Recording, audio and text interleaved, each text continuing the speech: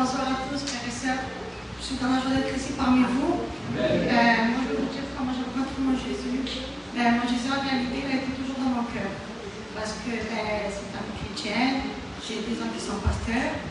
Mais j'étais une fille, moi, qui remettait toutes les choses au lendemain, malheureusement.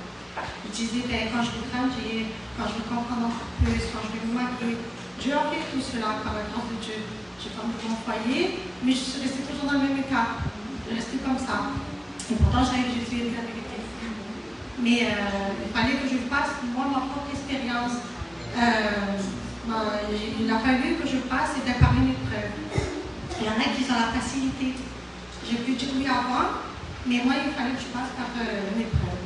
Et cette épreuve-là, c'était que j'ai eu un grave accident. J'ai eu un accident qu'un camping-car m'a écrasé.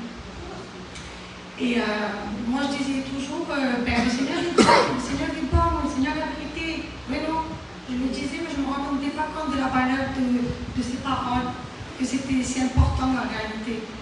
Quand je me suis rendu compte avec cet accident-là, que ces paroles-là, c'était la vérité, que je l'ai compris, je dis, Seigneur, je ne veux plus te laisser. Quoi qu'il arrive, j'attends plus rien maintenant. Quoi qu'il arrive, je te suivrai. Seigneur, rentre dans ma vie, parce que sinon c'est vrai que sans toi, on n'est rien, parce que le Seigneur m'a pas regardé. Parce que quand on n'a pas son cœur à Dieu, on va dans le côté.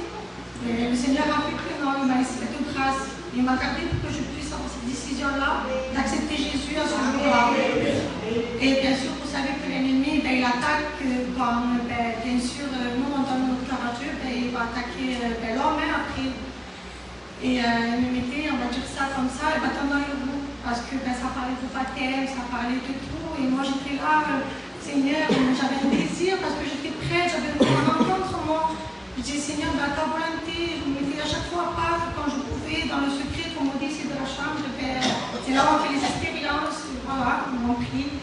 Seigneur, que Dieu fasse tout son cœur, ne serait-ce qu'il fasse une expérience, Seigneur. Et Dieu aussi ne s'est pas fait tarder à ça, Seigneur. D'une petite prière, Dieu a fait de grandes choses. Parce qu'il a fait son expérience. Et c'était un homme qui contredisait tout, il n'était pas bien. Il disait que non, il y a les baptêmes.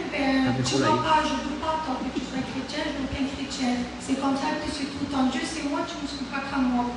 Et Seigneur, au travers de la persévérance, il faut prier, Seigneur. Dieu a fait parce qu'il est parti contredire mon oncle. Et il est revenu, il a changé totalement. J'étais en train de faire les affaires, il ouvre la porte, il me dit, ça parlait de baptême, je ne voulais pas. Tu peux te baptiser, mais non, moi aussi, il faudrait que je me baptise. C'est quel choix, j'ai tout laissé, je suis partie au programme.